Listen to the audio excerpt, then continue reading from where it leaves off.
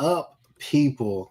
Another Sinners Intel channel where you get all of the, best news, best rumors, best analysis, best this, whatever. Hey, look, Horns Down Podcast, Students 360, Hall of Fame College Football Podcast with Jason and the Coach. Combined, this is what you get. Definitely enjoy doing the show with these two right here. It's never a dull moment. Always some good stuff on and off the screen. No, Diddy. But, guys, we have some recruiting stuff to definitely talk about. So, Chris Mason, the floor is yours. And like the people about some of the kids that we've got, some of the verbals that are definitely coming up as far as, announcement dates, and obviously the never ending O'Neal Bentley saga. So, Chris Mason, the floor is yours. So big weekend for OU, as we previewed last Friday. We kind of gave you everything we needed to about the big weekend coming up. OU had nailed the sort of X's and O's of the recruiting weekend. Everybody showed up. The kids, and the feedback has been extremely positive. And obviously 3 commitments after the weekend, I think, speaks to that. But even the kids that aren't committed yet or are still open, their interviews with the various recruiting sites were very positive. OU, I'll give Brent Venables a lot of credit. He executes these official visits very well. And in the past, Lincoln Riley and even Bob, to a certain degree, there were some spotty weekends and some spotty execution kind of going on. But Brent, obviously all the additional staff members, I think, helps. Like, for instance, you've got at linebacker, you've got Coach Dreiling, but you've also got Skansky, the Clemson linebacker, and you've also got the guy they brought in from Clemson, who's handling the Cheetahs. So you've got multiple people around. Even Bill now has some help with Kevin Wilson. So when he's got 3 or 4 offensive linemen in, he's now got Kevin Wilson who can help with that message. So from an execution standpoint, OU did a great job. So we'll just start with the commitments because that's the easiest part of this. So as I kind of told you guys on Friday when we met, I thought there was a high chance Matthew Nelson was going to commit to OU, and he did. The defensive end from Bryant, Arkansas. Ever since OU's got involved with him heavily, now the recruiting ranking services, 3 of the 4 have now evaluated him, and they all think he's a high 3-star, the Rivals 5.7 score. So, and I think there's a good chance with a positive senior year, now that everybody knows he's an OU recruit, right? He'll get evaluated after his senior year. This is kind of the problem with the services, as we've been talking about a little bit. I think with a good senior year, and he's going to be playing with Ja'Cory Smith, who the services will also want to evaluate. So there's a very good chance that his film, Skalski is probably the Brett. Yeah, that's right, Sooner in Texas, Skalski. There's a good chance that I think he could be a low 4-star. It's very easy. His frame, his ability, it's all there. So obviously I like he sort of embodies the Nagy style of recruiting, right? Find someone slightly under the radar who has NFL measurables, which I'm sadly going to use multiple times in talking about the verbals coming up. He has NFL measurables. Bring him in, let the staff develop him. He's got a good value from a salary cap number. We'll just use that as a broad term. However, NIL and this revenue thing shakes out. We'll see what happens there. But from a salary cap number, he's got a good number. And you can let him sit and develop for 2 years. And by that point, he might be 6'5", 245, running like a 4.6. I mean, he has the track athleticism and explosion. He has the speed. It's all about developing it and, Jerry Schmidt putting the weight on in a correct manner and Chavis coaching him up. So I think as gambles go, this is a long shot that could pay off big for OU. Let's just kind of put it that way. The second commit, also one I predicted kind of last Friday, saying I think kind of close. Noah Best, the offensive lineman from Midlothian, Texas. He's basically been an OU lean for about 12 months. He's 6'4", 290. And as Gabe Eichert said on their podcast when he met him, he said Noah is a big, lean offensive lineman, and and Eichert's like, I love offensive linemen who look like that, because if he's lean at 290, that means Jerry Schmidt can put weight on him, and he'll be 6'4", 320 at offensive guard. He plays tackle for Midlothian. His tackle highlights are very good. He'll move inside the guard, so he would have been, if he's a good tackle, you move him inside, and he could be a great guard with his athleticism. Very physical, loves shoving guys 10 yards downfield and pancaking them. I think this is a big pickup. Again, he's a low 4-star by Rivals. The other two services, 247 and On3, have him as a high 3. I think there's a chance he's probably just a composite 4 by the time his senior year is kind of over and evaluated.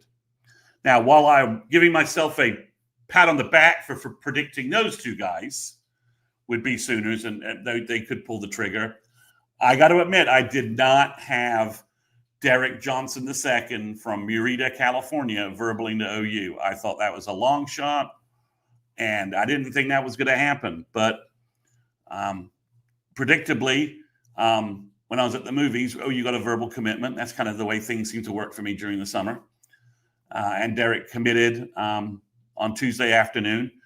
I went back and I hadn't done a deep dive on his film because I didn't think I thought that visit might not happen. I didn't think OU was going to get him.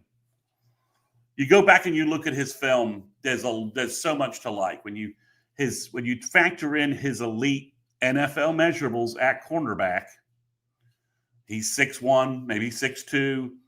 He's 170 pounds, but he can easily add 10, 15 pounds of weight onto his frame.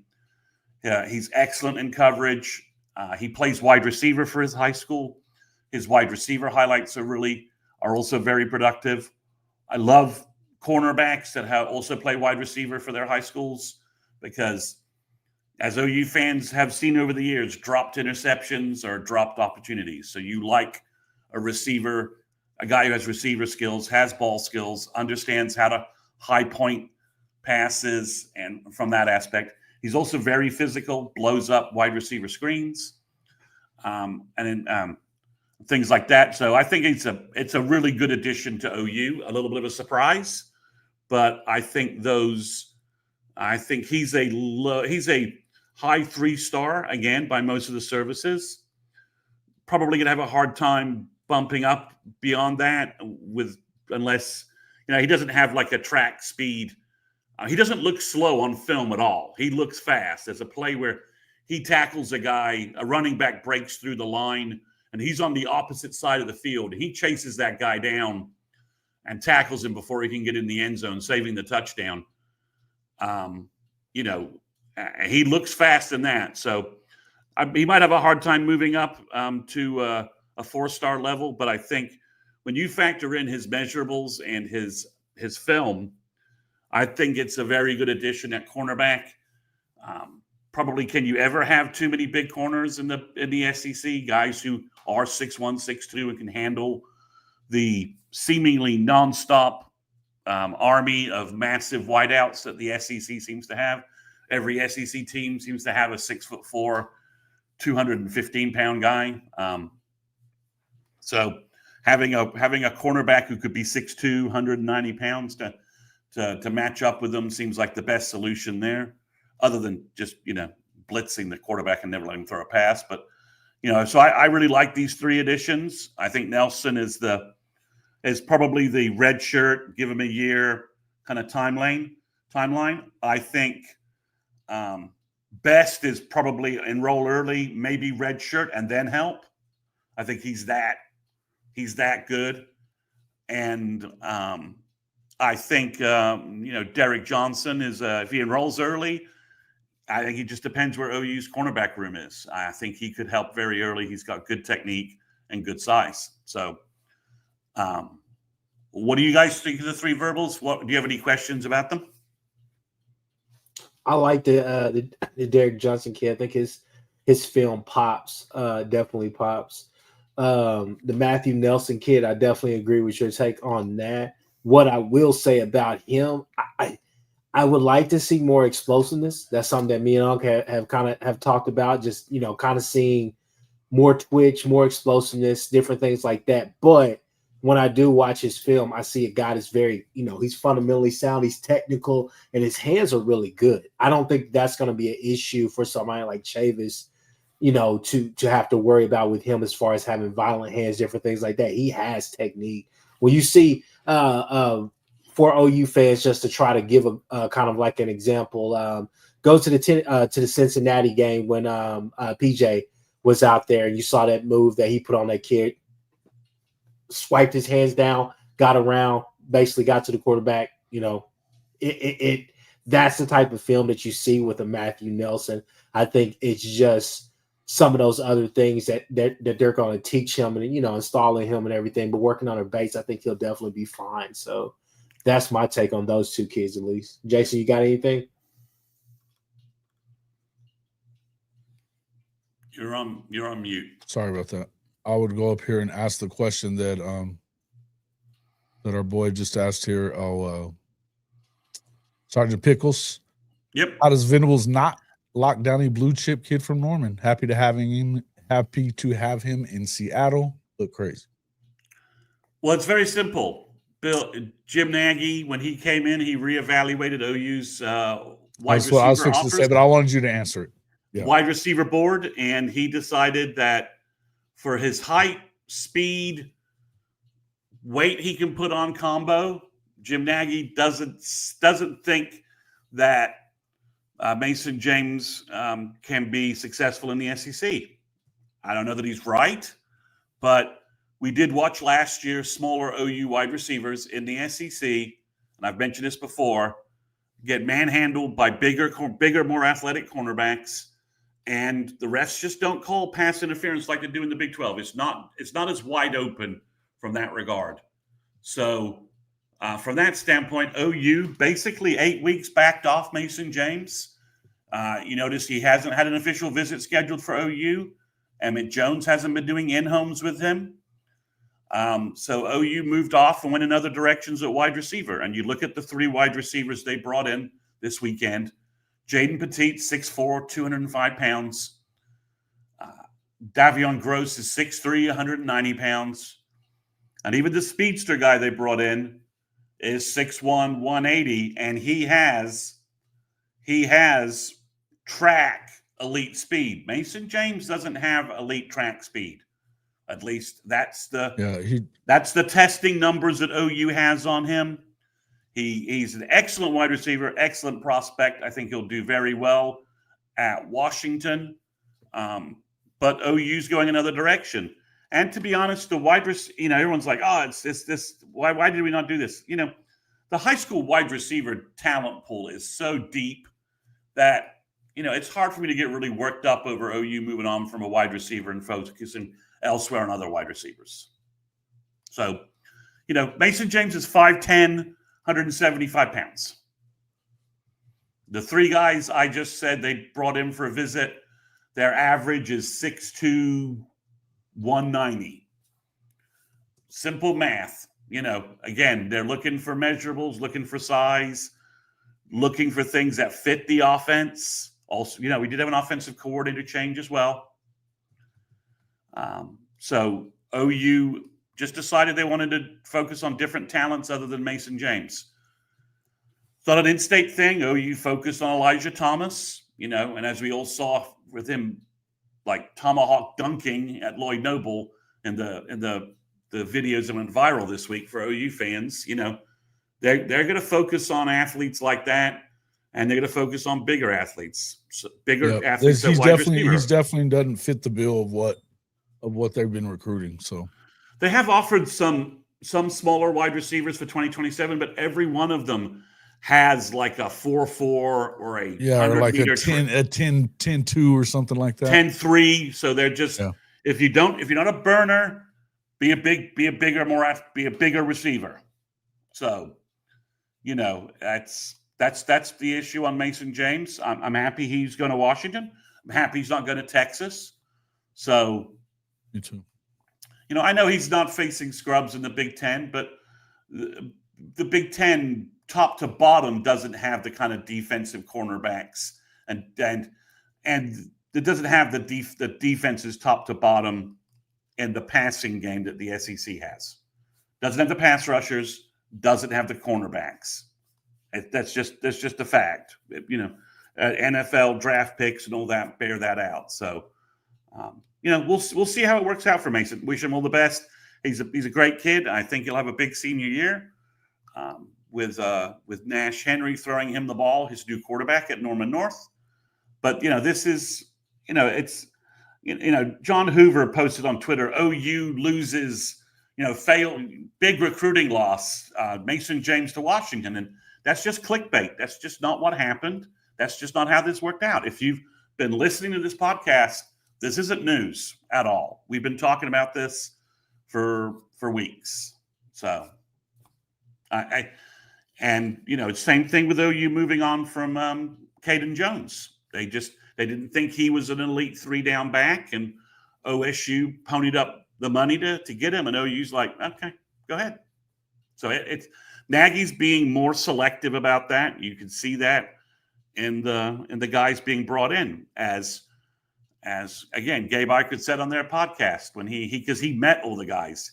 He's like, I don't know what Jim Nagy's doing, but they're the guys on the line and the guys on the defense and offensive lines. I like the big bodies he's bringing in. So, yeah, John Hoover is his bitterness with Bob continues in his coverage with OU. It's kind of funny.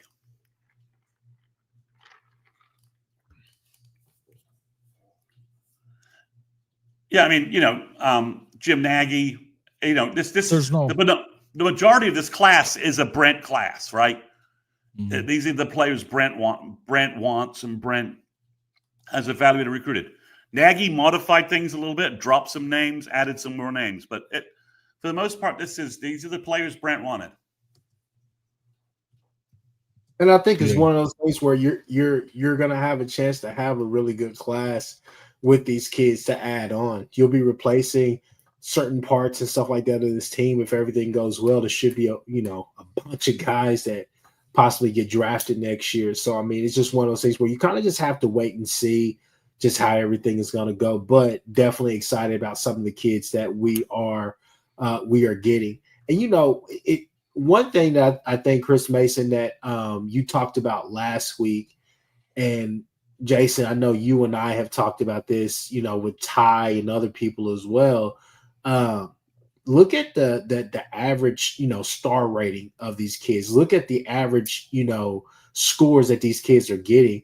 And Chris Mason, that coincides with what you said last week about the ranking services, as we have some of our Texas brethren in here in the Bevo guy. The rankings. How many times did they go ahead? Sorry.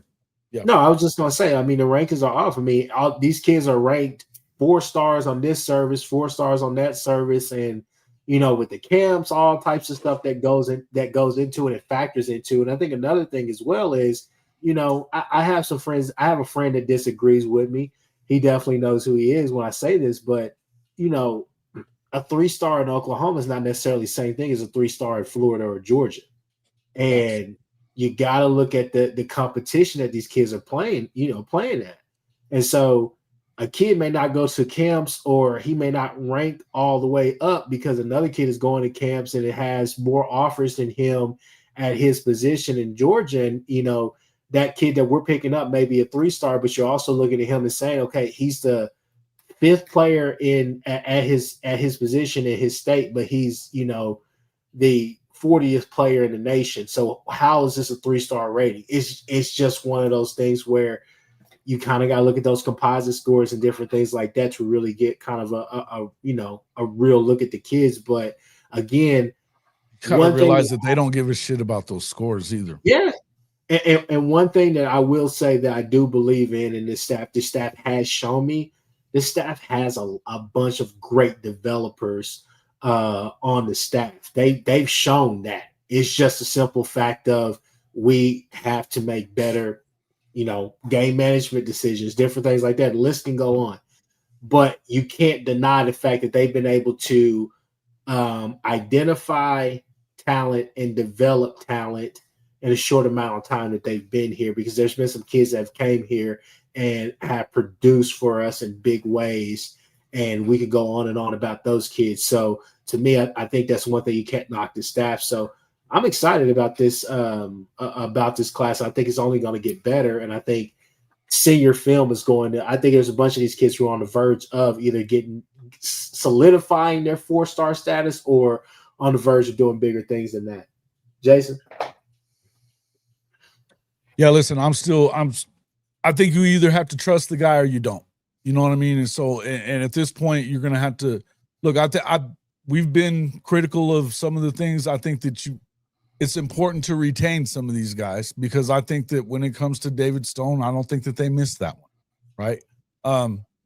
And I think that you need to give him some time to become what he needs to be, plus the depth that we were talking about. In the end, moving forward, we know these guys are in charge of the room. And if you hadn't looked at the thumbnail that we put up there for this video, they got 67 years worth of NFL scouting in the room now. They know what the hell they're looking at. You know, along with a lot of other, I mean, you know, let's see. It's and I mean, just to kind of piggyback off your point, and then Chris Mason, we'll talk about those running backs that are going to be on campus 60. and other kids that are coming up too. But Yeah. Jason, the biggest thing that we've been saying it for the longest on the show for the last couple of weeks, as we've been talking about NIL. If you do not believe or you do not see it yet, you may be blind or you may not be paying attention to this fact right here. I'm about to drop. Yeah. College football is moving to an NFL model. So what that means is that we're going to start getting away from rankings per se, and we're going to get into that category of evaluations, because evaluations are going to be the most crucial part of this whole NIL process as we navigate it, simply because when you're talking about just direct pay from the school, these evaluations are going to be more NFL-like than anything. So when you see the Belichicks for however long he stays in college football, but when you see the Belichicks, you see the Ron Riveras, you see the Nagys, guys like that are coming in and they're bringing these GMs in to college football, that's going to be a model. There's going to be select schools who still go out there and try to act like, okay, well, we can just, run it up. Texas Tech, for example, right? But when you really get to the heart of what's going on at the premier programs, the Blue Bloods and different things like that, going to an NFL model is going to give you a more realistic expectation of how that money is going to be used as far as the direct pay, not necessarily the NIL with NIL deals, outside funding or whatever, however we want to call it. But when you look at how these GMs and these different, personalities are coming into college football, it's going to be heavily influenced by the NFL game not NFL game, but the NFL, leadership or owners. So I think that's something that people need to start, realizing, because we're going to start getting away from stars. And that is not by any means saying that, you don't want to go get a kid that 5-star potential and all the rest of that. But I just think that that's a rude awakening for some people that people are not talking about enough. I think they're going to go after the guys that everybody knows are 5-star guys and 4-star guys and top 100 or whatever. But that's not the only thing they're looking at. They want to go and they're looking at a measurable. And let's just kind of piggyback on what you're saying. 60 college football years of scouting, 36 bowl games, 18 bowl wins, 67 years of NFL scouting, 9 Super Bowl appearances with 5 wins. They know what they're doing when it comes to evaluating talent. This Oklahoma staff knows what it's doing when it comes to making getting the most out of your talent. Development. Look, and in the end, I would tell you that it's not going to take long that these recruiting services they're going to start doing what they've already done with certain coaches, to where I did that. I'm telling you, I did that video. It's been 2 years now after the 24 class. Yeah. It's not taking a huge risk. It's not taking a huge risk, Sooner Cowboy. It is not. Because you know that these guys know what the hell they're doing.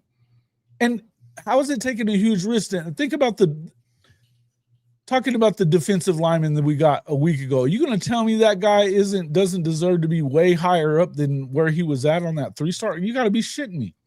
Watch his film. Just watch his film. And he comes from the speed state. What are we talking about? There's guys that slip through the cracks. And what I was just saying was the video that I did 2 years ago, look at how many people they didn't have rated right at all. Jaden Jackson, one of them. I'm way down the list. Eli Bowen, low 3-star. He wasn't in the top 500. Both of them All-Americans. Yeah, Powers was in the top 100, but Boganowski wasn't. You know what I mean? We can sit here and do this all day. We can do this all day, but in the end, they know what they're. And you know what? It's a risk. If you can say it was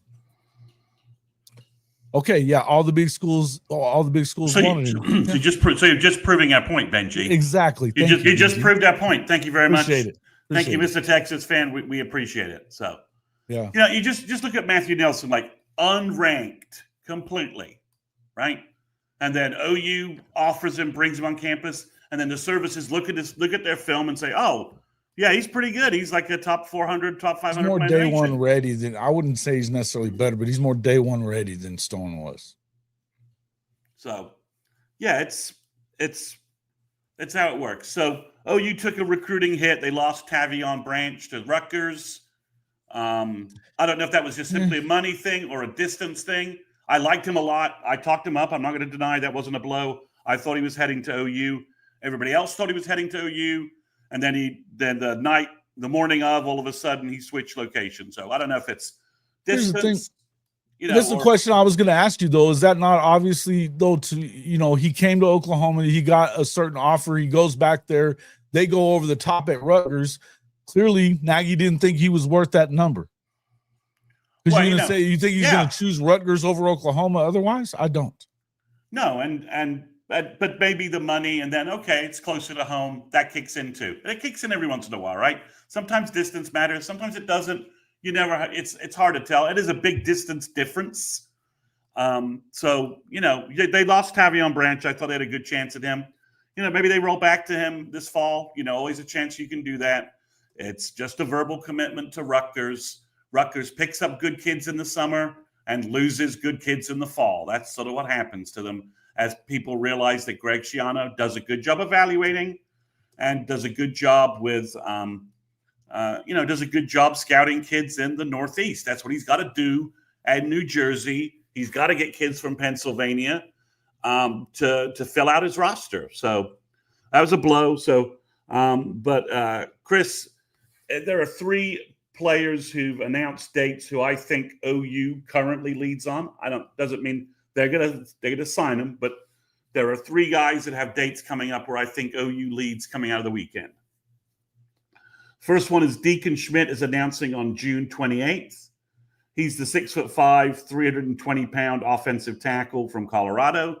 He might be taller than 6'5". He looks huge in the photos from him from this weekend. He's a very large kid. He's a perfect right tackle. So that would be a nice addition there. Then Danny Odom, the other cornerback from Florida, the one everyone thought was about to commit to OU. He's canceled some visits and is getting ready to announce on June 23rd. Looks like OU's leading, and that would be 2. He's a 6'2", 180-pound cornerback as well. He's a top 100 player on Rivals. He's from Florida. So he's basically, he would be a big addition. I know you would add 2 corners with length in the class, kind of a surprise. But if you can get talent, especially that kind of talent at cornerback, where measurables are sadly as important as almost any position on the field, that would be another big addition. So that's the second person. And then On July 7th, Tyler Ruxer, the tight end from Indiana, is announcing. That's trending to OU. I think there's a good chance that we possibly, by that date time frame, we may hear announcements from commitment dates from Braxton Lindsey, the linebacker from Arkansas, and Dallas Dickerson, the wide receiver from Georgia. I think he wants to go on around July 4th. But as it stands right now, coming out of the weekend, I think OU leads for all 5 of those players. So that would be 5 more commitments. Lindsey's a 4-star. Ruxer's a 4-star. Odom's a 4-star. Deacon Schmidt is a 4-star. And Dallas Dickerson is the only guy who's not. But I've watched his film. It is pretty damn good. And the guy runs a 10.3, 100 meters. So take that for what it's worth. So I think that's where things stand. So that would put OU, that could get OU up to 15 commitments, depending upon how this quarterback situation resolves itself one way or the other. Mm-hmm. One last thing, Felix Ojo canceled his OU official visit. Says he's ready. He's just ready to make a decision. I think he's done with recruiting. He's been on the road like 7 weekends in a row. We've been talking about the fact Texas was about to put out a bunch of money to sign him. Looks like, if I had to guess, that's what's going to happen. But it looks like Michigan may have made a massive offer to him as well. So keep an eye out for Michigan to possibly steal Felix Ojo from Texas. I don't think it'll happen, but that's the word getting around the recruiting circles, is that he decided that Michigan and Texas are his final 2, and he didn't need to visit OU.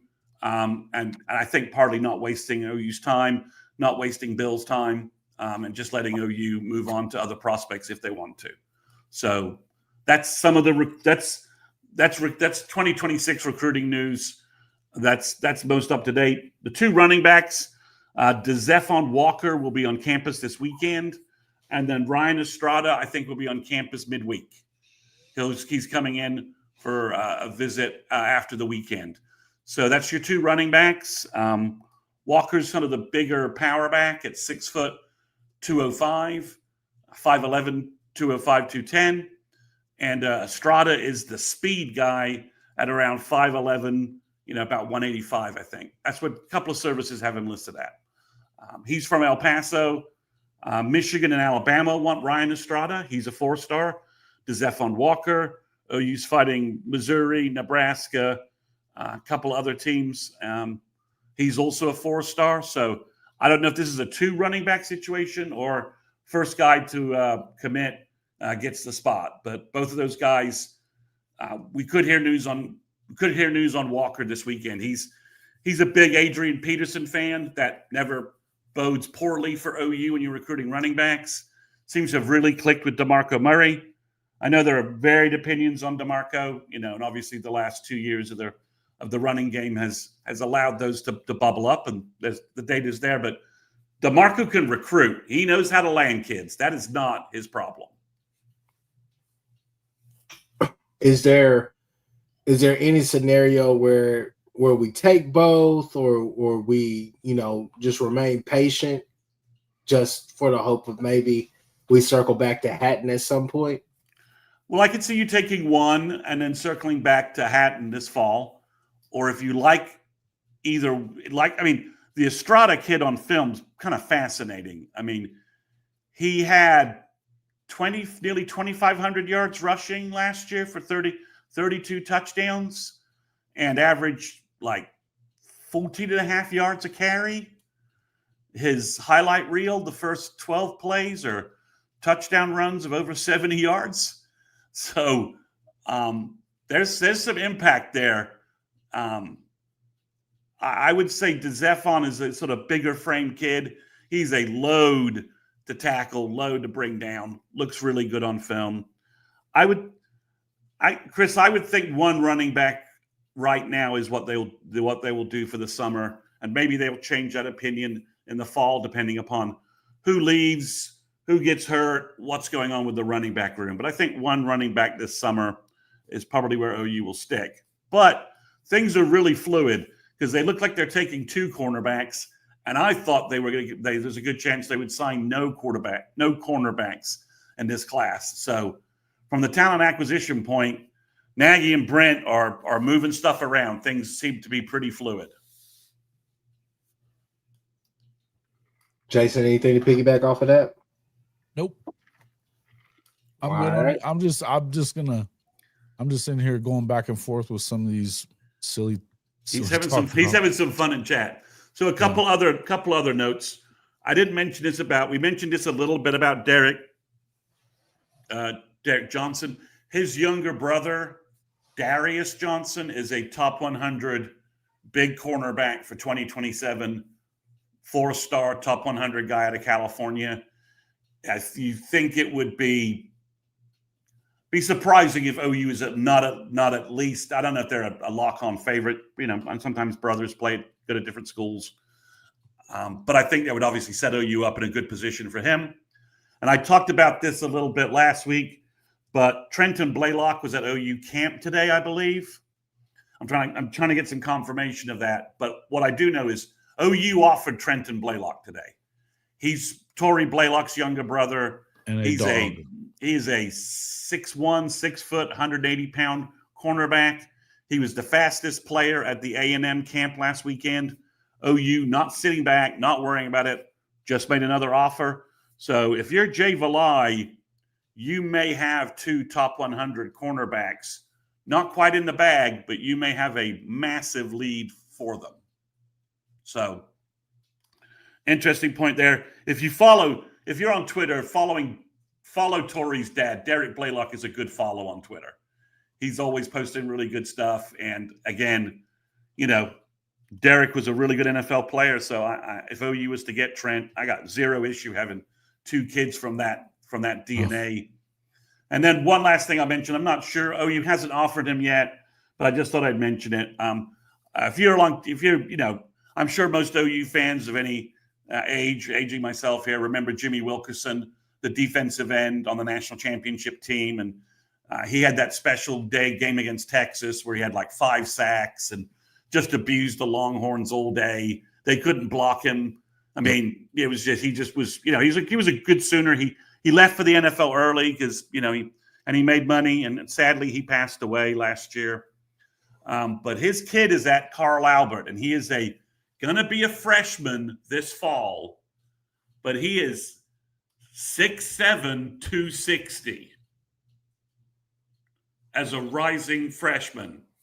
And if you remember Jimmy's athleticism, if his son has anything close to that, and his mom apparently is an athlete as well, was a college athlete as well. So, maybe there's another OU legacy that could be a factor down the road for the Sooners. But if you remember Jimmy Wilkerson, the thought of like a 6'7" Jimmy Wilkerson at the end is just kind of frightening. I mean, he'd have been a 1st-round pick if he was like 6'7" with his ability. He was like 6'3", 250. But if he was like 6'7", 260 with his athleticism, and we're talking, like ridiculous elite kind of measurables. So we've got more Texas guys today. Wow, it's so funny.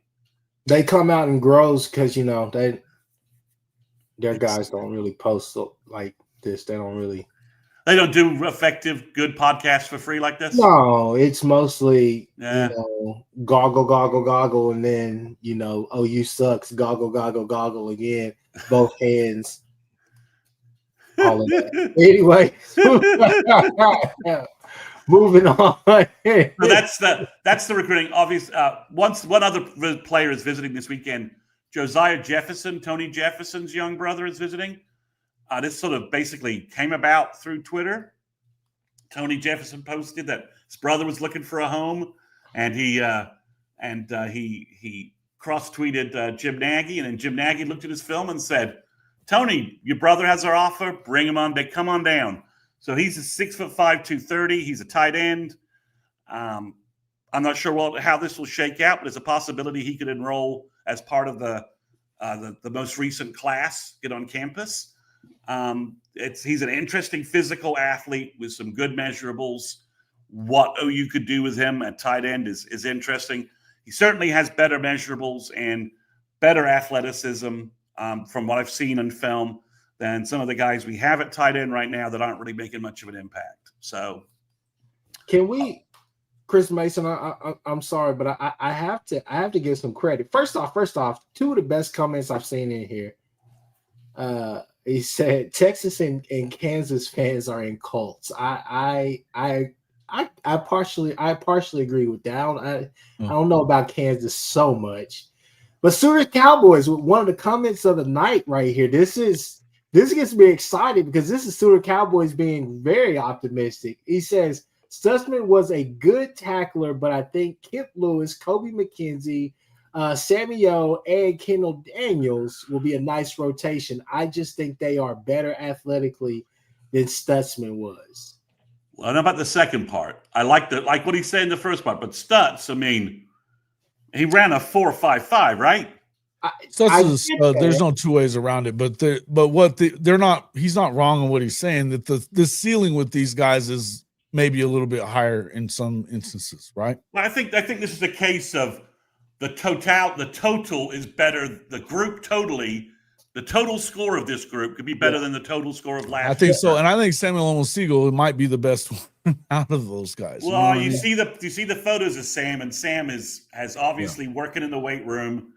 He's very fast. He's explosive. Kobe McKenzie, out of the shadow of Stutz as a leader. We don't know what he could do. He's worked very hard to rebuild his frame, to get better at, to get better, faster, all those things. Kip Lewis, if he carries on, and again, this is one of these things. It's like Todd Bates defensive tackles get better year over year, right? And linebackers under Brent get better year over year, right? We saw that with Stutz. We're seeing with Kip Lewis. So the thing about it is, Kip Lewis and Sam O and Kobe and Kendall Daniels. I mean, you wish Kendall Daniels had like another year in this system, right? This year, and then maybe he could blow up this year and be a draft pick. But I kind of wish. I think at the end of the year we're gonna wish we could bring Kendall Daniels back for another year, because he would be that much better. But I mean, I think the group could be better, but I don't think any individual linebacker will be better than Stutz. Well, let me. I think I have something on that. Okay, so Ryan C says they're saying Nesta is getting a lot of run too, and that could be. They like Nesta as well. I think they really like this linebacker. And Taylor Hine had a great spring. So they really like linebacker. But what I'll add to that is this right here. Out of those 4 to 5 guys that will be in that rotation, my fault, Jason. I'm over here hitting his desk again. But out of those 4 guys in that rotation, as you see the core guys, the only thing that I would say would have me thinking, damn, I wish Stutzman was here. I wish Stutz was here. Is who is going to be that guy that comes downhill in the middle, stands 2 feet, and says, hey, I'm not moving. You're going to have to go through me, or you're going to have to go over me, or you're going to have to go by me. I'm not moving. You can't go through me. Because that's what I saw Stutz do. Watching some of the games and rewind, obviously you go back to that Bama game. We'll leave that there. But I will say in that Bama game, I think Stutz, I remember calling my uncle after that first series, and I say, hey, I believe we will win this game. Because I told an OSU fan who was like, y'all not going to win this game, this and that. I was like, watching Milroe, which I'm a fan of Milroe, they play right into our hands because we can play. We could chase him down. I said, Venables and company are going to take away that QB run. I said, they're going to take that away and force him to throw the ball and beat them through the air. And that first play of the game, when Milroe did that quarterback lead, and he ran right through that hole, and Stutz met him, I said, hey, see, those are the plays that you're talking about. And Stutz did that an awful lot. Running backs, quarterbacks, whoever the hell was in that backfield trying to run, that was Stutz. That was one of his specialties. So it's just one of those things where you're asking, who is going to be that guy who will be instinctual like him on blitzes, different things like that, but also who's going to be able to stick their nose in that hole and meet you at first blow and get you down. So, I mean, that's what I'm looking for from one of these guys. Could it be Kobe McKenzie? Could it be Sam O? those are the guys I'm kind of looking for to be that tough guy in that middle. But I kind of agree with what Sooner Cowboys are saying. That's why I think it was a hell of a comment, simply because I think that you have a chance to be better, just like you do in the secondary. I think that you have a chance to be better because, don't get me wrong, you can't necessarily replace a Stutzman and a Bowman. No, but the leadership is the biggest part of that, right? Leadership but when you look at the collective talent and the guys they're able to rotate, and if things go the way they're supposed to, you're not having to drop off in those rotations. You're just adding. You can't. Well, and the pieces like, we'll take the hopium taking a big hopium hit here, right? But if you have Gentry Williams and Eli Bowen as your cornerback duo, the secondary is a lot better than last year already, right? And then if you have Robert Spears-Jennings and Peyton Bowen playing up to his potential, I'm not sure the drop off at safety is as wide as we think it will be. I mean, the leadership thing, Jason is completely right. Leaders have got to develop. Leaders on the field have got to step up and be the guys, like you said, rally the team. It's 4th and 1 from the 2-yard line. Who's making a play? We don't. You can't do that while your leaders are already in the room. You know what I mean? When you're exactly right. When the leaders, they have to do this now. Right. Yeah. You gotta kill the old leader of the pack before a new one can rise up. Right. And hyenas, lions, whatever. Whatever social organization you want to talk, wolves, whatever. You gotta. There's an alpha, and another alpha can't rise up until the old alpha moves on, right? And that's what we've got to see is the old alphas have moved on. Who's going to lead the pack? And we just don't know that yet. So that's that's something that will shake out. I mean, but we've not heard that there's any problems on that side of the ball. In spring, they were talking. There wasn't any sense there. We're not sure who's really going to step up and be that guy. They didn't go get anybody. No, in the portal. So I mean, if you think about the defense, they thought the defense was ready to roll. Our Mason Thomas could be a leader. That's definitely somebody who could step up and be a leader. Robert Spears-Jennings in his senior year, Kendall Dolby as well. So I think it's a good question. It's an interesting point, but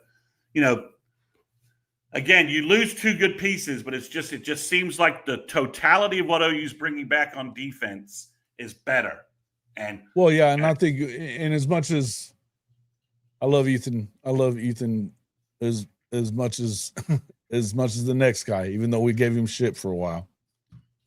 But the talent at the defensive end position is on another level. Yeah, than where it's been. The potential there it's a 10. Yeah. Ethan at his best, and he played his best for OU. We got the Chavis and Ethan got every ounce of talent out of that body. And on the Golding's field. Got it right. He's talking about like Woody Washington. By his last few years, the younger talent had gone well past him. Yeah, so we'll see that. We'll see what happens. But yeah, we're not even necessarily talking about. We don't even have to talk about Marvin Jones Jr. But Marvin Jones Jr. If you look at that guy, in order for him to play, he's going to have the motor up for sure, because there's other dudes in the room that'll be just fine if he doesn't. And his coach is not going to let him. I mean, if he's not high, no. I mean, Chavis will be. That's what, and I've been saying that about everybody. All these people that, if we're going to sit here and badmouth, we're worried about Peyton Bowen. He was hurt. The dude was hurt all last year. And you had Billy Bowman and Robert Spears-Jennings doing their thing, plus Boganowski and Powers getting their time in there as well. I mean, shit was happening. I don't know what we're worried about there. Hardy too. Can't forget. Yeah, Hardy as well. There's a lot of dudes back there. So the thing is that, like, yeah, he's going to have to go. He's got. I mean, again, to use a bad analogy here, he's going to have to go kill some gazelles for the pride, or he ain't going to be in the pride. That's correct. And so, that's the truth for lots of folks. You're going to have to be out there killing gazelles, or you're not going to be in the pride any longer. You're not going to be. Now, by that, you're not going to start, because there are younger lions behind you who are looking to go out and kill some gazelles, for lack of a better term. what I would tell you though is that Marvin Jones Jr. is a freaking freak athlete, a freak athlete, and that's the fun part. I think there are some definite bright spots of this BV era, things that we hadn't seen. Obviously, look, the time with Lincoln and stuff like that, the winning, the core of his wins and stuff like that, those were fun. But it was also fun seeing, the defense get a little bit nasty with like Isaiah, Thomas and all the rest of those guys, Perrion Winfrey and those guys, and Nick Benito, can't forget him. Still wasn't good enough. Oh, Nick was great. It wasn't necessarily good enough or whatnot, but it's fun. It's fun to get back to that time where you can rotate guys in and see production and see guys get busy, especially on the defensive line, seeing those rotations at DN, D tackle, different things like that, and you feel confident with those guys. Yeah, like think about guys like Danny Okoye, and come on, bro. If Marvin doesn't step up and become Godzilla, somebody else will. And one of the things I'll say as well, and I think this is kind of a underrated thing about, like I said, this BV era, is that each season you've seen multiple positions where they've had guys that may have came up just a little bit late, but they've popped, right? Corner, these past couple of years, CJ Colden out of nowhere became one of our staples, right? Then all of a sudden Eli Bowen gets thrown in there, and that freshman All-American, right? You see last year, R. Mason Thomas really has kind of just a renaissance. I wouldn't even say a resurgence. It took till year 3, just like what we're waiting to see with PJ, right? That's a renaissance. You saw Kit Lewis, linebacker, different thing. I mean, it's guys pop out, and you're like, okay, yes, we see the stars, we see this, all the rest of that stuff. Kip's a different dude, man. Kip is a different dude. It's just one of those things, man. We got, like we said, got to wait to see. But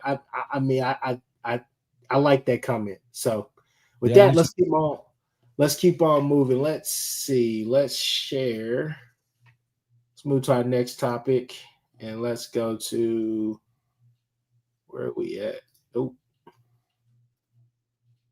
sorry, fellas. Let me pull this up. There we go. There we go. Blow it up a little bit. See if we can make this a little bit bigger. Just for the times. Oh, there's a couple that I guess they're still flexing the games. They are. They don't have them all. It says early on South Carolina and Ole Miss games. Are you kidding? Well, that's what we can talk about. So, hey man, I'd much rather be playing at South Carolina in the morning time than at night. Well, that's the thing. So, Auburn is still flex, so we don't know when that is, and that makes sense because I think that could be a primetime game depending upon what Auburn does and what OU does. If OU beats Michigan, I think that Auburn game is a primetime game. And then we got South Carolina, as you said, it's 11 a.m. or noon. If you can avoid a night game in South Carolina, that's good. I'm a little bit, Jason and Chris, I'm a little surprised though that our game with Ole Miss at home didn't get like a prime time, a flex slot where we could be in prime time. I don't think they're expecting very much from them. Is why. Do we think Ole Miss is going to take a big step back? They don't have any defense left. Okay. They lost I agree with you. That defense pretty much. And then, pretty much. They got a couple of guys back, but you're right. They lost a lot. A lot of it pretty much. The biggest part of it. And then they lost basically they're all new receivers coming in. I think they're going to be good, but I don't. Here's the thing. I don't know that I think that they were that damn good last year. Okay. OU could have. OU without if Sexton doesn't go down, do they win that game? They definitely take it to the fourth quarter, I think. It is a one possession play in the fourth quarter, and then Jackson Arnold fumbles and Ole Miss runs it in for a touchdown.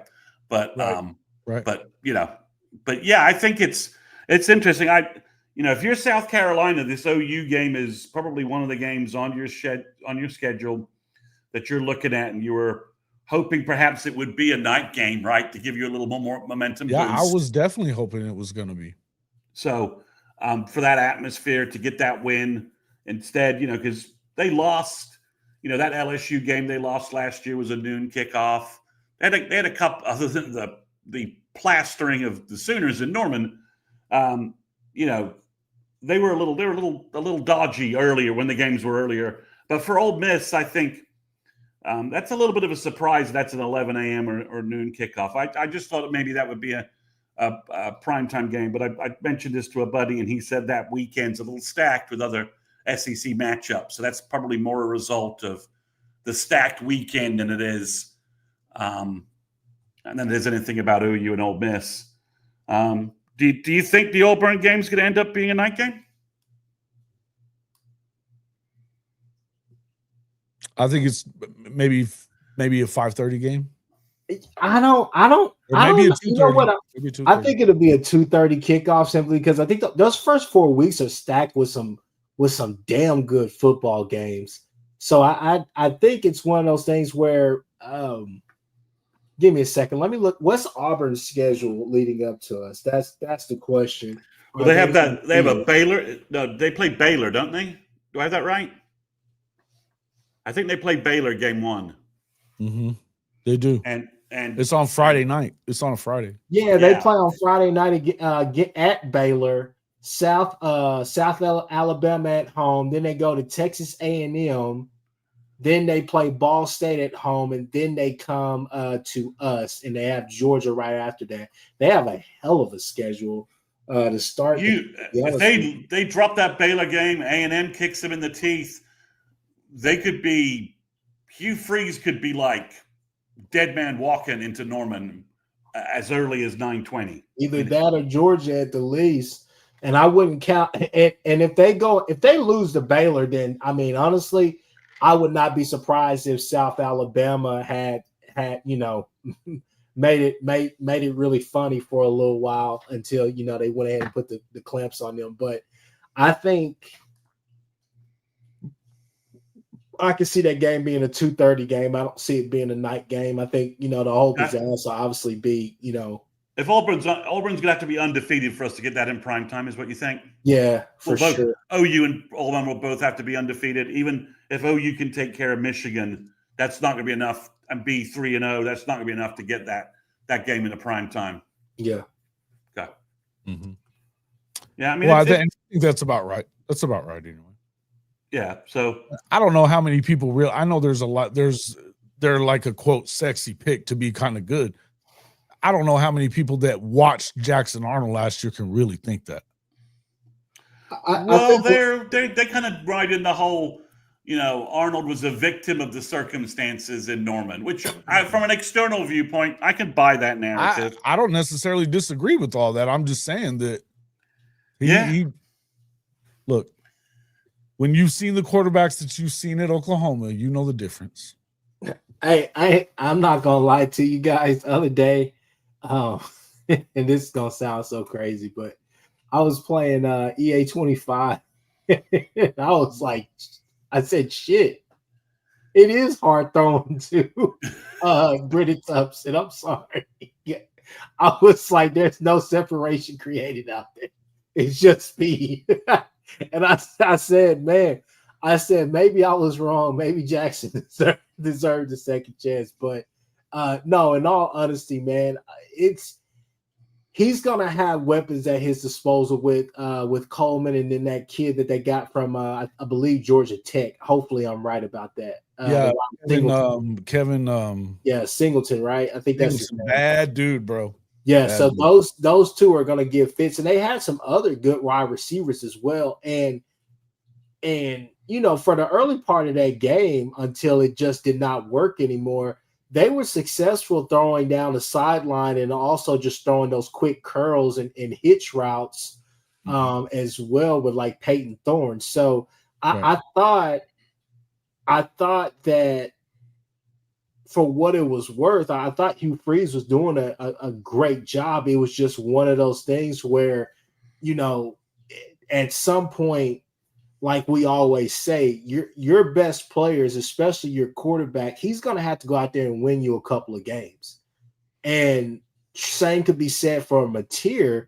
Looking at this schedule with some of these games, you know, Bama, LSU, even Ole Miss, South Carolina. South Carolina will be interesting this year because I don't think we're going to go out there and turn the ball over 3 consecutive times and put them in plus yardage situations. South Carolina is going to crash back to earth this year too. I can agree with that. It's just one of those things where for a lot of teams, Texas, OU,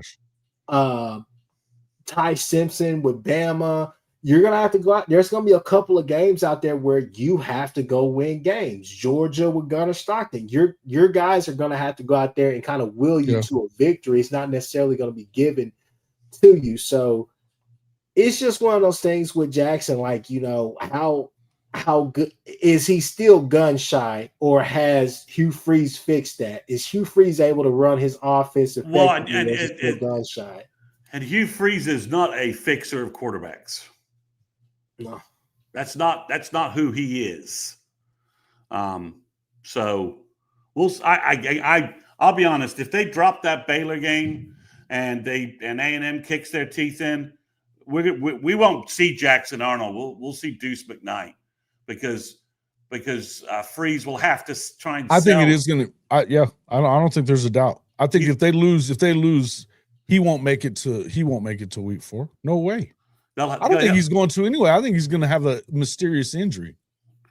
I think he could lose the job in August if he keeps throwing picks. Like, you know, I mean, a lot of Auburn people were like, he threw a lot of interceptions in spring. You were like, does he throw this many picks? And we're like, yeah, he does. He does. And fumbles a lot too. He fumbles too. So when you run him, be careful because that could also come back and hurt you. So we'll see. I mean, yeah. You know, I mean, Jason's right, though. I mean, the back half of OU's schedule, the question marks are what does Bama look like? What does Ole Miss look like? You know, I think Missouri's not going to be very good. And then, you know, the final game, what does LSU look like? They think they fixed their defense. I know someone who doesn't like a lot of the players they picked up is like, I don't think that's a big addition. I don't think that's a big addition.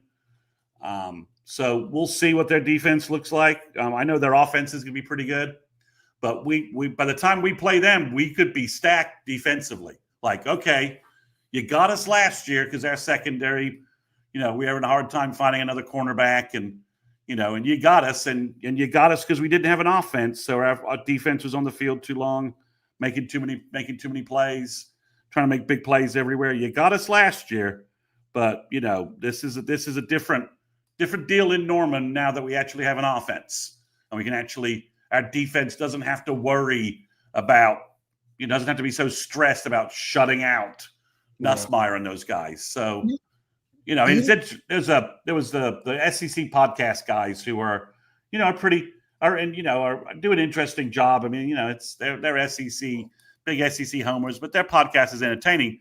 They were saying that, you know, the best case scenario for OU, which they think mapped out, they're like, OU goes 10-2 and beats LSU and Norman, and I was like, wow, okay, all right, that's not any. I think OU. I think the 9-3, 10-2 could come down to that game. Yeah, and you know, and again, I mean, we still don't understand how Nussmeier was able to come back after R. Mason Thomas. What do you mean? He got a shot. Well, yeah. But how he didn't break a bone with that. That's what I mean. I mean, I get you that he rolled his ankle and they shot him up and he was fine, but how he didn't he came back looking way better than he was before he went down. Hey, did we discuss the South Carolina game being an early game? I think that's what I was just talking about. I'm surprised at that. That tells me that I think that the SEC and possibly ESPN, they may not think as much about South Carolina as a lot of other people do, because I know I don't think anything about them. Wait a minute. I think they're going to be shitty. Isn't that that's like LSU out? That's like LSU Bama. week, isn't it? Or is that who plays that week? Somebody has to be playing. I'm checking the schedule here. All right. So it's SEC, and that's week 8, right? The defense and 13th. offense on third down conversion. I love that. I love that prediction there, House Money. You're not getting a bet from me on that. I believe you. Okay, so the lineup. Maybe it'll have something to do with it. So the lineup where OU is kicking as a noon kickoff, basically, it's noon Eastern or, noon Central, basically. So it's Tennessee, Alabama that week. It's Ole Miss, Georgia. And then the third game, I guess, then the other big game I would say is Oklahoma, South Carolina. So if those three, I'm a little surprised it's not a flex weekend. Or not, I mean, obviously Alabama, Tennessee is probably a primetime game. And then I would say Ole Miss, Georgia, depending upon how those two teams go, is probably like the 2:30 game. That's what I would guess. And then OU South. That's why OU South Carolina is getting that noon kickoff. But I would have thought you might have had an option to make it a flex game. So that was the only surprising thing to me about what I saw. Because there are a lot. I mean, I know Jason doesn't think much of South Carolina. Maybe he's could be right about that. But there are a lot of people pumping them up a little bit. Yeah, but they've lost every defensive lineman except for that freshman All-American. Yeah, they did pick up some guys. But you're right. You're right. They lost the big safety. They lost the linebacker that was really good as well. Sellers. I think a lot of it is Sellers hype. They think Sellers is going to take a big leap forward this year. I don't know who they have at running back to replace Sanders. They lost a couple of receivers. So, yeah, I mean, they've had a good couple of good recruiting classes under Beamer. So they're an interesting team to watch. They could, let me take a look at what I think they'll be when they come to Norman.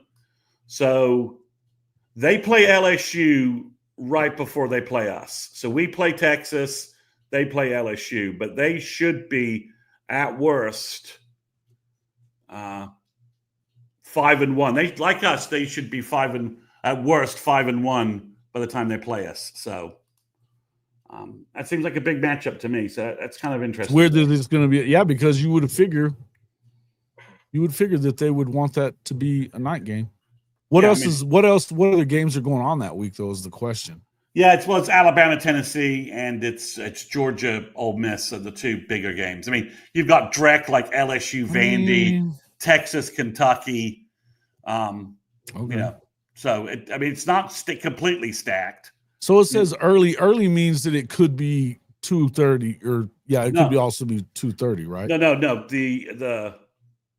The South Carolina and Ole Miss games are going to be either 11 or 12. Oh, okay. No, not a 2:30 window. Flex is the 2:30 window. Flex is 2:30 to 5:30.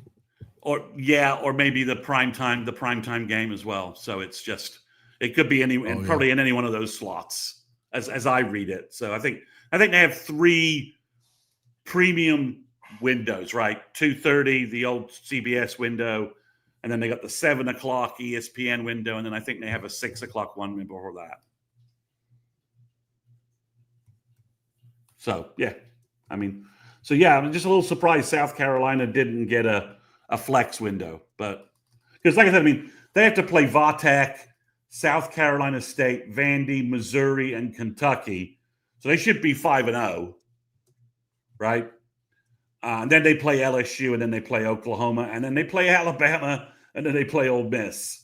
So, that 3-game stretch of LSU, Oklahoma, and Alabama, that's where South Carolina's season really gets decided. That's a tough stretch. If you're Alabama and you catch them after LSU and Oklahoma, I think you like your chances there.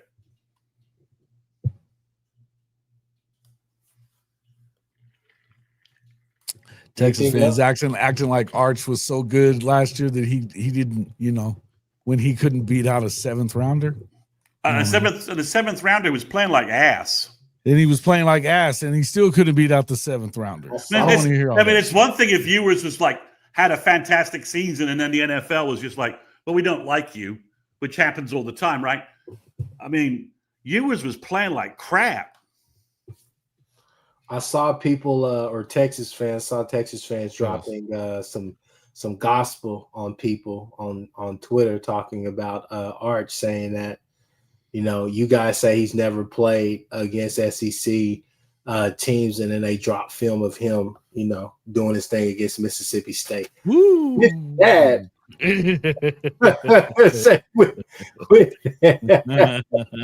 so, the brand has finally returned. Your brand. I'm just saying. Again, he could have a good year. Des, if you're going to say this, look, I just want to. Stark was never going to start him over Quinn, no matter what happened. So, and y'all feel so good about this football team when you had a better chance of winning a natty.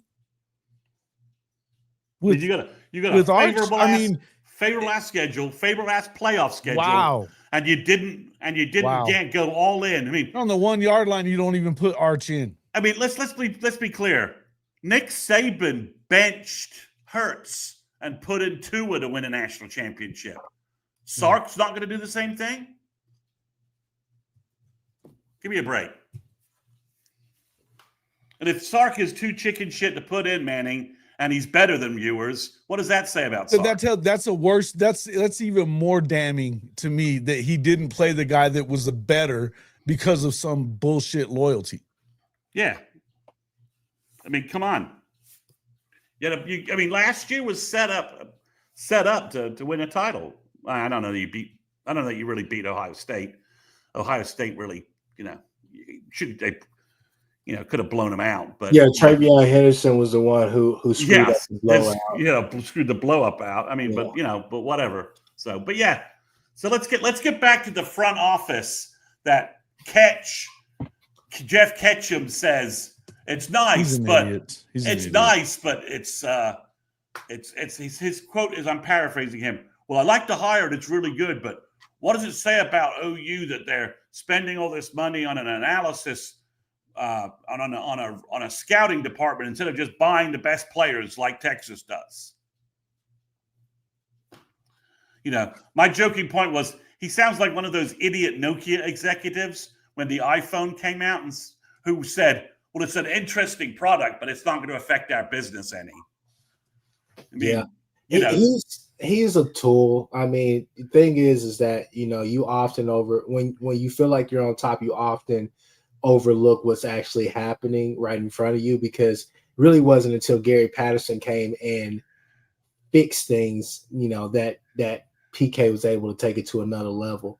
And it seems to be the thing for him. Obviously, had success last year, but you got to go back to it. Still, a lot of people say Jimmy Lake was the reason.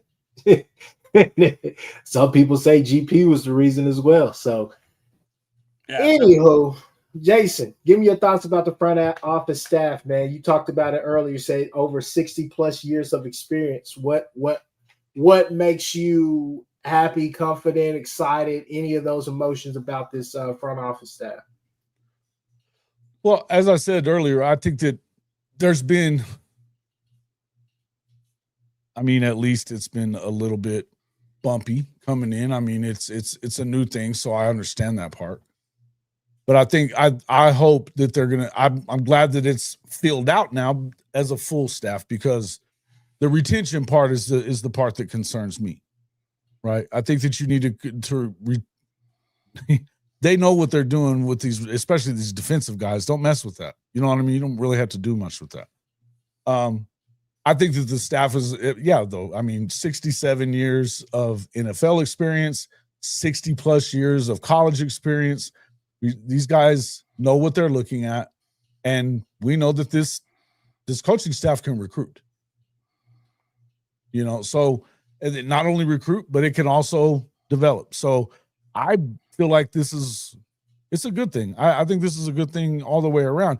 And here's the one thing I'll say is, you start losing. We were talking about the cornerback that they lost to Rutgers. Look, that tells me that maybe Nagy wasn't as high on the guy as maybe we expected that he might have been, right? wasn't high enough on him to go to the number that Rutgers had to have probably gone to, right? So we either got to trust him or we got to not trust him. So, I mean, they're we also. can't, I mean, we look, can't man, freak out over one data point either, right? No. And this is just the scarred tissue of OU fans right now.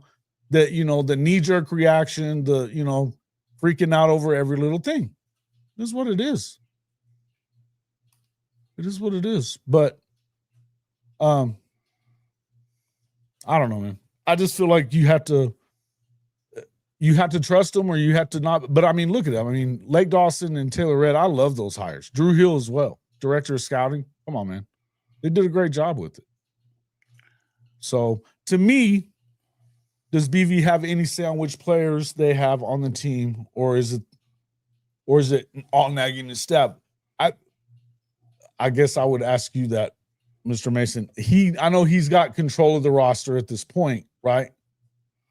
But I don't think he said a number of times that he's not going to tell coaches no to players. But although I think he has done that. Well, I think it's a process. Doing traits that if you've got those traits, Des, and you've got coaches that actually develop talent, it does matter. Those guys know what the hell they're doing. Well, I mean, to say traits don't win football games, right? So that's ridiculous. They do. I mean, and they win but they did. But if they're not used right and they're not developed right and coached right, then yeah, you're right. They went and found guys in the damn portal too, by the way. So I think the big thing I like about where does does OU take a player or not? Where's the locus of that? It's an ongoing, fluid discussion between Nagy and Brent, right? And the coaching staff and the evaluation scouting staff, right? The coaching staffs are we have good recruiters on our staff. They have connections with high schools. Emmett Jones is going to hear about players from high school coaches in Dallas. That's just the way it works. And Emmett's going to bring those guys to the scouting staff, but sometimes the scouting staff is going to bring a film to Emmett Jones and say, we think this guy's great. What do you think? We want you to recruit him. And Emmett Jones is going to look at the film and, take a look at it and say, yeah, I think you're right. But the coaches have all said that if the scouting staff can do the preliminary evaluations and feed them the guys that they like, that they should recruit, that's going to free up so much time for the coaches to do other things in recruiting and talent development. Well, Chris Mason, I think here's the thing. I think people are not getting the full picture. I have friends, not at OU, but I have friends at other colleges, universities that are on staffs where that is their job, to do those preliminary evaluations for that scouting, linebacker room, quarterback room, whatever the case may be, and let the coaches know, hey, these are kids that I found. I know you got these kids or whatever. But now you're not necessarily replacing that, but essentially you are replacing that with the eyes of these guys. Right. It's not a GA. Yeah. It's not a guy. I mean, a lot of those guys doing that are guys players who have realized their NFL career is not going anywhere, and they're trying to get into coaching, and this is the first job they can get, right? Yeah. They're not like Lake Dawson of 15, 20 years of scouting experience. So you're replacing, you're replacing GAs and part-timers with experienced veterans in scouting and evaluation. And I think it's pretty impressive that OU invested as much money in this as they did, right? This isn't filled with, the Stacey Ford guy, they just flat out stole from UCLA, right? He was the director of UCLA player development, and OU just basically stole him. He was almost the GM at UCLA, and OU stole him. He came to go work for Jim Nagy because, more than anything, I think, Chris, this speaks to the respect and acumen Jim Nagy has in the industry. That folks like Dawson's like, Well, yeah, I'll come work for Jim Nagy. That's a win. That's a win, right? I respect his ability so much that being part of his organization, that's a win for me. Yep. So it's when you look at it, it's a veteran organization. We now have more experience looking at things, and again, it'll work with the staff. Again, they'll find guys for Bill. Bill will find guys and send them tape. Mm-hmm. And to me, it's more of just, if you have our staff looking at tape and these guys looking at tape, the odds of you making an evaluation mistake are reduced, right? The more eyes looking at something, the less you have of some bias slipping in. Yep. And you're like, well, why do you want this guy? I just love him on film. Yeah, but he's a 5'11" middle linebacker. Yeah. And he's 200 pounds. We need a guy 6'3", 240 to survive 12 games in the SEC. You're right. And that's the thing that I think that that's getting overlooked here, because we're focusing so much on the traits and this and that. I think where the true balance lies is that, hey, Chavis, hey, Bates, hey, Valai, you guys have a style of player that you like. Here are 5 guys from our big board that we think fit that mold. Now, obviously, we would like to have maybe a 6'1", 6'2" guy, because we got a lot of many little guys at corner right now, right? So if they're able to go out there and find guys that you can compare and contrast and say, okay, I see this now. I didn't know about this kid, or I didn't see this film, or let me go look at his film again and try to see what you guys are looking at. But I think that these coaches are still able to recruit the style of player that they want, a la DeMarco. I mean, we talked about the Estrada kid, we talked about the Walker kid. So I think Unc was in the chat saying that Walker kind of has a Ramondre Stevenson style. I think that you said that the Estrada kid's a fast kid. Looks like he's pretty fast. So that has kind of been the mold of running backs that DeMarco has been looking for, those speedy backs. Blaylock, Sawchuck was here. These guys who are supposed to be speedsters or whatnot, and you combine that with obviously power, like an X-Rob, and then kind of a guy that does both things, and which I believe Tatum could be. Just have to still see. The verdict's still out on him, but I think that they're still able to recruit the style of player and play that they want. It's just one of those things of let's try to mesh these concepts as far as the intangible side of it. But I definitely get what he was saying with his comment. I mean, time is of the essence. We don't necessarily have time to wait and develop guys and all the rest of those things. I want BV to be the coach, and I think BV can be the coach and lead us to where we're trying to go. But it's got to happen this year for sure. It's definitely got to happen this year. Granted, we have said on this path, we think that with how things are set up, we do think that BV probably gets another year regardless. But yeah, I think so too. This year is it depends on the tenor. He can't have he can't have a repeat of the South Carolina game where he's over. Yeah. Well, but we're not set up for that, right? At quarterback, we're not set up for a repeat like that. We're just not. Right. I don't think that it was a quarterback situation. It was a damn play calling situation that was on Seth, and it had been bad for weeks by then. Yeah. Weeks and weeks. It was, everyone's always asking how many wins does Brent need to keep? And to me, it's like the team just has to look. We have a tough schedule depending upon how it plays out, right? Yeah.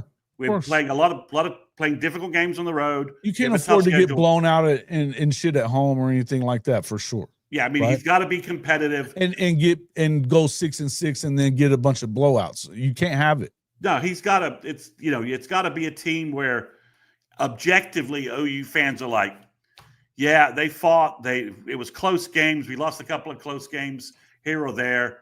They beat the teams. They beat the teams. They win a couple of those close games that come down to the wire too, because they did something right. Yeah, I mean, but it's just if OU goes, has 5 games decided by 3 points and goes 2-3 in those, and it's fourth quarter games against good opponents who are look good on the field, then yeah, things get the conversation becomes more interesting.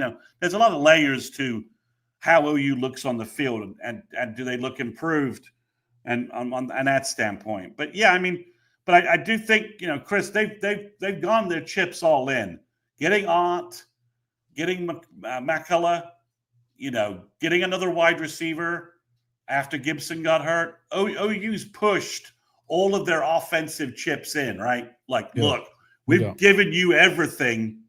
We bought the best quarterback we could get for you, we got you the offensive coordinator and the quarterback combo to jumpstart everything. I think everyone kind of ignores that combo, right? It's that it wasn't that we just got the best quarterback. We got his offensive coordinator as well. If you're not high on OU, what are you high on? I said it last week when you were on, or earlier this week when you were on the early morning show. Yeah. It's and then you go and get the best running back out of the portal, the best impact player. You look at spring, you're like, we could be better here, and you go get a guy, and then you realize offensive center is your weakest point on the depth chart. You go get the best offensive center in the portal in the spring, the big guy from Stanford. Plus the best offensive tackle too. So you got a good offensive lineman in the winter portal and Simmons, and then then a wide receiver gets hurt. OU does not. Well, we'll just hope everything's gonna be okay. They go get it's Jermichael Carter, right? Jermichael Carter. That's his last name, right? Jermichael Carter. And they go get Jermichael Carter, who looks really good on film, and based upon what they had available, got the best guy out of the portal they could. So, they're not sitting back and just and being static. They've gone all in terms of, Brent, we're going to give you every piece possible to fix the offense, and we're even going to allow you to bring Kevin Wilson in so that you've got a game day offensive bridge between you and Arbuckle in terms of keeping everything going, right? So they've pushed it all in, call the defense, and we've done everything we can to make the offense better. So, it doesn't have to be Baker Mayfield and Kyler putting up 50 goddamn points every game, right? If OU averages, that's the thing is everybody's acting like they have to go out there and score 50 every fucking week. No one. There's not an SEC. There's not a SEC team we're going to play that could put up 49 points on our offense unless we're just special team mistakes, fumbling and interceptions and doing all kinds of stupid shit like that. Nobody has the firepower to do that. And listen, they're not just going to fire him at the expense of this roster that they've invested so much money in, and the coaching staff that they've invested so much money in. If they go out there and go 7-5, and they've got a bunch of tight games, like what Mr. Mason just said, Sooner Cowboys, this is to think that you're going to help yourself by firing the guy. It won't, because how many guys are walking right out the door in that you got 2 good years of a defense and we're going to go ahead and pull the plug on that? And then do what? Yeah, again, just it makes no sense. It makes no sense. Product. And let's be honest, guys. If you think the defense is good this year, and you think the team's good this year, 2026, with a potential like Foji, Fasusi, offensive line, all the Elijah Thomas, all the running backs, and all the other stuff that they have. That the 26 team could be loaded on both sides of the ball in both trenches. That is not a factual statement, Sooner Cowboys. Is not a fact. We just don't know yet. It's just not a factual statement. You don't even know how the season goes at 7-5. They could have 3 of those losses could be by a couple of points. That's not a factual statement. Yeah, it is just your opinion. That's the point. Yeah, again, what does the 7-5 look like? Who are we playing? They're not just going to pay the man $35 million to walk and watch you lose that entire roster. 25 million for the assistants when you get up to it. So you've got to just wait and see how it all plays out. It's not just a hard number. 7-5 gets him fired. 8-4, he gets to stay. It's not that mechanic. It's just not that simple. There's much with our schedule. There's much more nuance to it, right? If you have injuries at key positions, that's a factor too, right?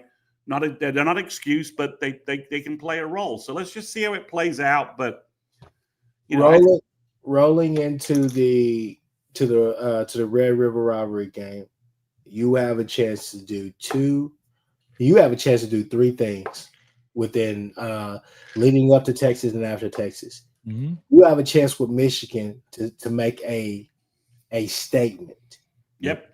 Make a light statement, because still you go out there and do your thing against Michigan. People are going to say still first year quarterback. I don't know though. They're talking about Bryce Underwood like he walks on water. Yeah, generational. We throw that word around a lot. Yeah. As Nick would say, transcendent. But you have a chance to make a statement. Then you have a chance to make another statement 2 weeks later or a couple of weeks later against Auburn. Then you have a chance against Texas to go out there and send a message to the nation. That's right. So to be honest, Auburn, we have 2 midterms to take. We have a first half of the midterm, and we have a second half of the midterm, and then we get that first real test, in my opinion. So it's one of those things where, like Des Garnett in here, I think he's fair. Texas guy, I think he's fair with some of the stuff that he's saying. Oh yeah, as far as the defense that he likes, offense I have to see, and I get it. We can make all the excuses, but I think there are real excuses out there as far as just all the things that we were battling. I mean, a lot of people don't realize the internal struggles that were going on as far as who the hell is playing, why are these people playing, offensive coordinator not necessarily honestly taking the time to try to develop his young quarterback or trying to make a game plan like you saw in the latter half of the season last year for Jackson. No QB coach. You could talk about that, but I mean, when we really get to the nitty-gritty, your top 5 receivers are pretty much injured the entire way. And your best wide receiver becomes, Hester by default. Then, after that, it's probably Jacob Jordan, who I think is going to have a really good year, who could potentially have a good year. He can sneak himself into that rotation and be a staple. But after that, it was Barrett Sharp. The offensive line was tore up. I mean, it's so many things that happened last year that it's hard to sit here and say, oh, I have questions about OU's offense, because you're just like, I don't know how they could be any worse than what they were last year. But when you go and watch this Arbuckle offense, you think it's very Lincoln Riley-esque, but there's 2 differences. One, I think that he's more decisive with his calling as far as trying to be physical on certain plays. He doesn't get too over the hill with trying to be, finesse an awful lot. There is physicality out there. It's a physical element to this offense. But second off, you never leave, the film study when you're watching the Arbuckle offense thinking, okay, on this drive, I think he passed too much, or on this drive, I think he did this. No, what you leave the film study thinking is like, damn, he did a lot. He did more with less. And that's not to take anything away from Kyle Williams, Meredith, things like that. But you saw Mateer make a lot of things happen. People say, I had an OU fan today telling me, last year Jackson with that makeshift offensive line, what do you think that, Mateer is going to be? I'm like, hell, you haven't watched the Washington State film, because obviously you would see. Yeah, he's having an O-line there. Yeah, I mean, it was times where Mateer looked like Johnny Manziel out there just trying to, keep the play alive and making things happen. But I don't necessarily think that he's going to have to use his legs an awful lot this year. I think you're going to be fine. But if you put on the film and you don't just stare at Mateer, but you actually look at what's going on, it's a very friendly offense that has very physical and a lot of physicality going on out there, especially the trenches. And you see an offensive play caller that truly adapts to the game. And to me, that's something that we haven't had in a while. Granted, Levy had some really good offenses, but still the ability to adapt to what's going on in the game, that has been something that's been lacking. So it's just one of those things where I think the sky could be the limit for this OU team. Obviously, they have to go prove it. There are some hurdles that we have to jump over on and off the field, especially off the field. Making sure we stay injury free and all the rest of that. But this could be added 2 new pieces already to that training staff too. In that medical team, which is something that we've been talking a lot about. And to be honest with you, Joe C and company, they're going all in with or without BV as the coach for the next few. I mean, that's what it is.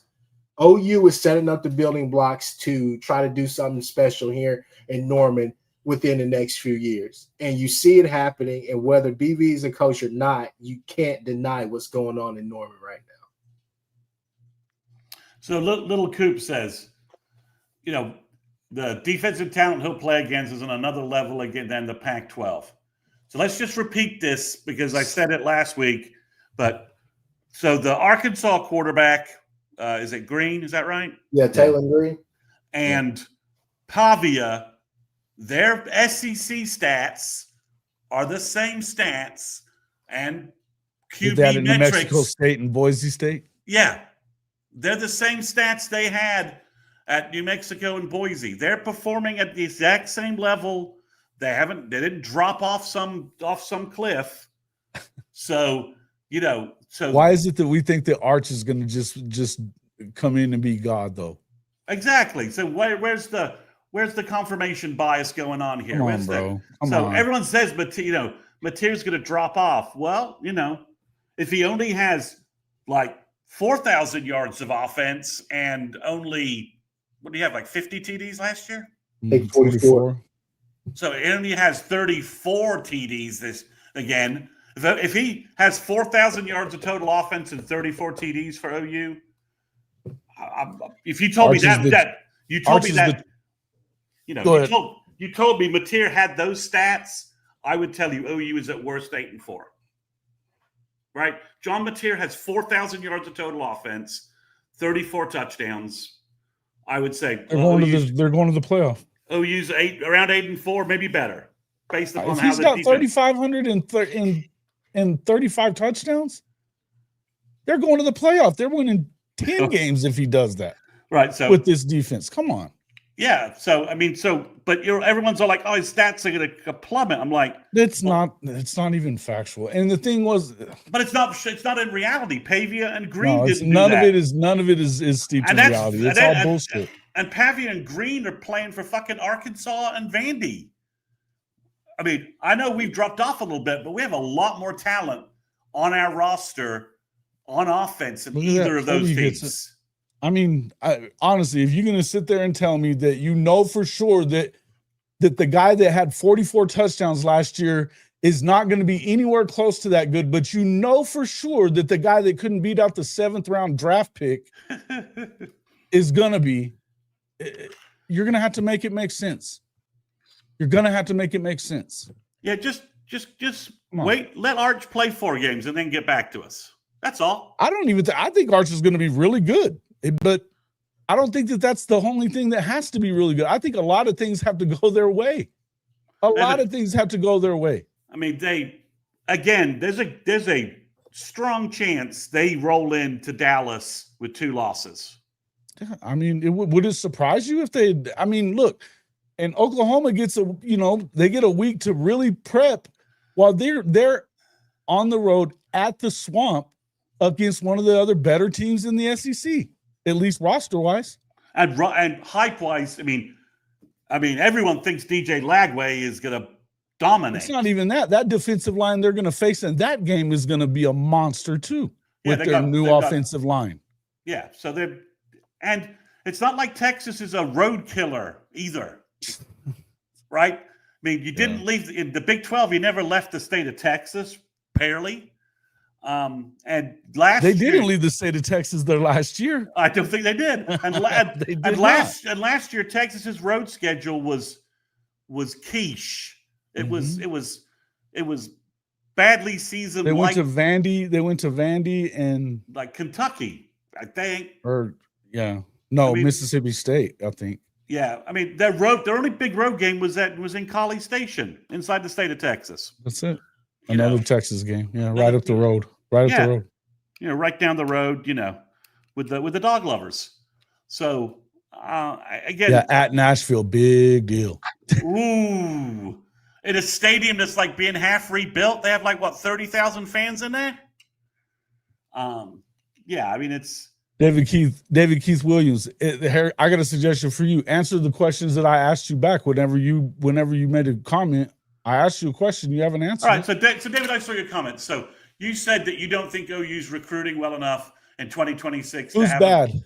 Yeah. Okay. So essentially, Jaden Jackson and David Stone are going to be your starting defensive tackles in 2026.